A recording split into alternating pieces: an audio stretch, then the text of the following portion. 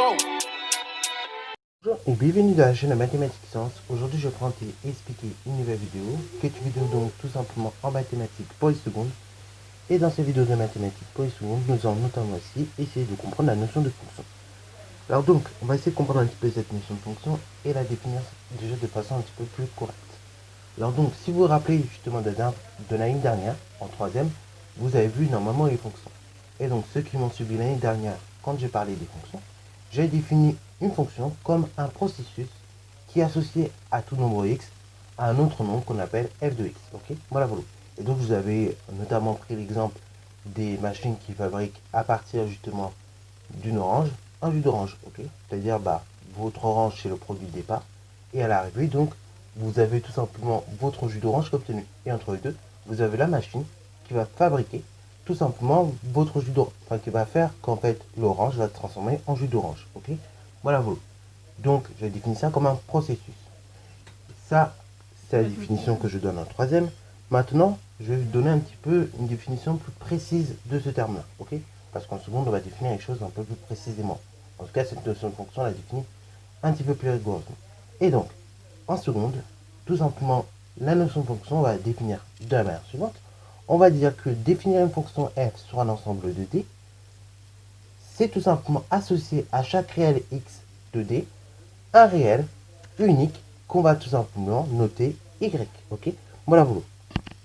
Voilà, donc ça déjà, voilà comment on définit une fonction en classe de seconde. Donc on définit une fonction en classe de seconde de la manière suivante.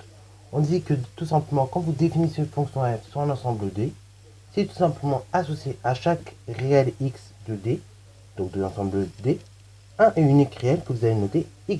Ok, alors donc, on va essayer de comprendre ça de façon un petit peu schématique, parce que là, je peux comprendre que c'est un peu théorique, quand on voit ça comme ça. Ok, donc, on va dire qu'on a un ensemble D, et donc on va associer tout simplement un réel à chaque fois. Ok, donc on a un ensemble D, par exemple, composé de plusieurs nombres. Ok, 4 nombres. Et un ensemble R composé de 3 nombres. Ok, bon, le but d'une fonction, c'est tout simplement d'associer à chaque réel de D un et unique réel qu'on va noter Y. Ok, donc par exemple le premier réel de D, je vais l'associer à R, mais je peux également, mais après donc le second réel de D, je vais l'associer avec le second réel de R. Le troisième réel, tout simplement de D, je peux l'associer avec un réel de R. Et de même, le quatrième réel de D, je peux très bien également l'associer avec le troisième réel de R. Ok, voilà le principe d'une fonction. Quand vous associez tout simplement un réel dans l'ensemble de définitions, donc dans l'ensemble D, un autre réel Y, ok, un et unique réel de Y, et vous avez une fonction. Ok, voilà, voilà. Là, en l'occurrence, vous avez à faire une fonction. Ok, puisqu'à chaque réel de D, on associe un et unique réel Y, ok, de l'ensemble grand R. Par exemple, on n'a pas tout simplement le premier réel qui est relié à deux réels de R. Ok, on a bien à chaque fois un réel de D qui est relié avec un autre réel de votre ensemble grand R. Ok, voilà, vous. Donc là, on a bien fait une fonction. Alors, du coup, ceci, ce que je vous ai dit, définir une fonction f sur un ensemble de D, c'est associé à chaque réel x de D un unique réel y. Ça, on va pouvoir le noter autrement. Ok, on va pouvoir noter ça dans un premier temps de la façon suivante. Ok, on va avoir tout simplement comme notation f, deux petits points, D, on fait une petite flèche, et on va mettre tout simplement y, ok. On associe à chaque réel de D un unique réel y, ok.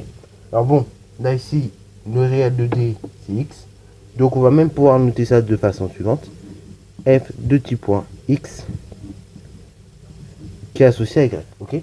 Donc là, ici, il s'agit de la fonction f, qui est associée à tout réel x, un et unique réel y, ok.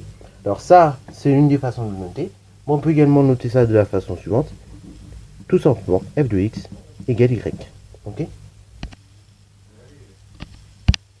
Alors donc, deux notations pour les fonctions. Soit vous utilisez celle-ci, donc cette notation, ça signifie il s'agit de la fonction f qui est associée à tout réel x, un réel y, ou bien vous utilisez cette notation-là, f de x égale y. Bon, je vous le dis tout de suite, on va utiliser plus précisément la majorité du temps cette notation qui est beaucoup plus simple et beaucoup plus tranquille, aucun exercice. La majorité du temps, on utilisera cette notation-là pour des soucis de place et pour des soucis de pratique, ok. Mais si vous voulez utiliser celle-là, vous pouvez également utiliser celle-là, ok. Alors, du coup, maintenant qu'on a vu ce que c'est qu'une fonction, du moins ce que c'est que définir une fonction sur un ensemble de définitions, et bien justement, définition, ce que c'est que l'ensemble de définitions. Ok. Alors du coup, l'ensemble de définitions, souvent on va le noter grand D, ok, tout simplement grand D comme définition. Et après, éventuellement en indice, on peut le noter petit f, ok. Donc df, ça correspond à l'ensemble de définitions de votre fonction f. Autrement dit, donc ça correspond tout simplement à l'ensemble des réels pour lesquels on peut calculer l'image par la fonction f, ok. Voilà, voilà. Donc df, ça correspond, comme je vous l'ai dit, à l'ensemble des définitions de la fonction f. Et cela correspond à l'ensemble des réels pour lesquels, tout simplement, vous aurez une image par la fonction f, ok. Voilà, voilà. Alors donc ça, c'est la première des choses à définir. Deuxième des choses à définir, c'est les termes image et donc antécédent également. Ok. Alors donc l'image, ça est tout simplement le nombre que vous allez associer par la fonction. Ok. Donc, comme je vous ai dit, définir une fonction f sur l'ensemble de définitions D. Ok. Ça est tout simplement associé à chaque réel x un unique réel y. Et bien ce réel y qui est associé à x, ok, au réel de départ x, et bah ça correspond à l'image, ok. Voilà, voilà. Donc l'image, en quelque sorte, comme je l'avais défini aussi en classe de 3ème, c'est tout simplement les réels que vous obtenez à la fin en ayant fait le calcul, ok. Voilà, voilà. Alors, maintenant, deuxième terme à définir également qui va avec les images, c'est l'antécédent. Donc l'antécédent, c'est le réel x que l'on va apprendre dans l'ensemble de définition, ok. C'est le réel x de départ. Et ainsi, donc, quand vous avez une expression algébrique, par exemple, et ben votre antécédent, ça correspond à votre réel x de départ. Et le réel y qu'on y associe, c'est l'image. Ok. Voilà, voilà.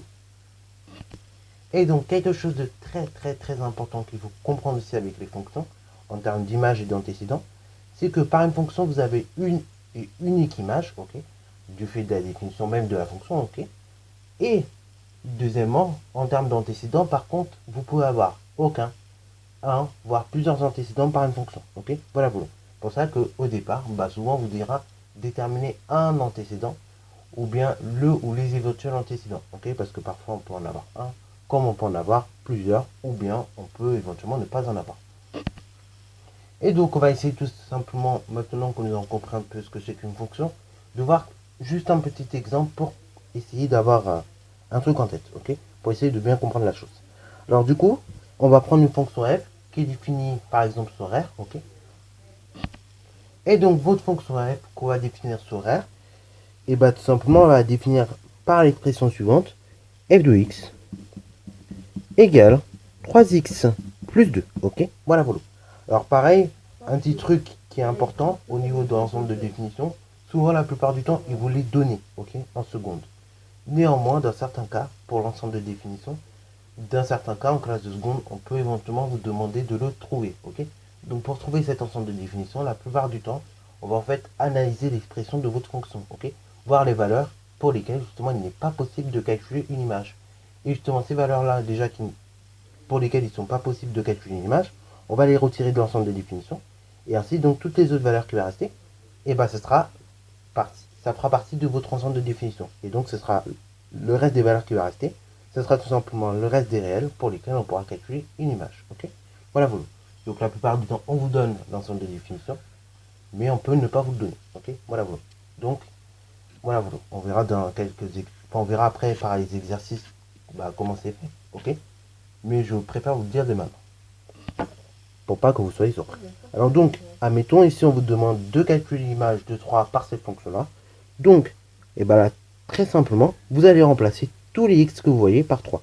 Ainsi donc ça vous donne que f de 3, c'est donc égal à 3 multiplié par 3, plus 2. Ainsi donc ça donne que f de 3, c'est 3 fois 3 plus 2. Autrement dit donc 9 plus 2, ce qui fait 11. Ok. Voilà, voilà. Bon, ça c'est pour calculer une image. Maintenant pour calculer un antécédent, ou les antécédents, ou bien pour voir s'il n'y a pas d'antécédent, et bien là c'est l'inverse, ok. Par exemple, si je vous demande de calculer l'antécédent de 2 par cette fonction-là, ça veut dire qu'on recherche l'ensemble des réels pour lesquels, justement, f de x est égal à 2. Ok. Et donc, pour trouver cet antécédent, comme je dis, on va poser une équation. Ainsi, l'équation suivante, ce serait tout simplement f de x égale 2. Ce qui est équivalent à l'équation suivante, 3x plus 2 égale 2, ok? Alors donc, maintenant, ce genre d'équation, c'est les résoudre. 3x plus 2 égale 2. Cette équation-là est donc équivalente à 3x égale 0, ce qui est équivalent à x égale 0. Donc, la solution de cette équation, c'est 0, ok? Et donc 0, c'est l'antécédent, tout simplement, de 2 par la fonction f, ok? Alors donc, pour vérifier que votre antécédent que vous avez trouvé marche bien, et ben vous pouvez remplacer dans votre expression de la fonction x par 0, et donc et après vous pouvez voir si vous obtenez bien 2, ok? Donc si on fait 3 fois 0, vous obtenez 0, plus 2, ben on obtient bien 2, ok?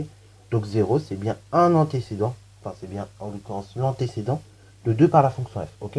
Alors je dis bien maintenant l'antécédent, parce que là on vient de le trouver par calcul, et donc on n'a qu'une manière de calcul, qu'une manière de résoudre une équation. Donc c'est pour ça que je parle de l'antécédent. Quand on n'est pas sûr, on dit un antécédent. Quand on est sûr, ben on dit l'antécédent, ok? Voilà, voilà. Sur ce, c'est la fin de cette vidéo, j'espère qu'elle t'a plu. Si c'est le cas, n'hésite d'ailleurs pas à la liker, commenter et bonne note à toi en mathématiques et en sciences.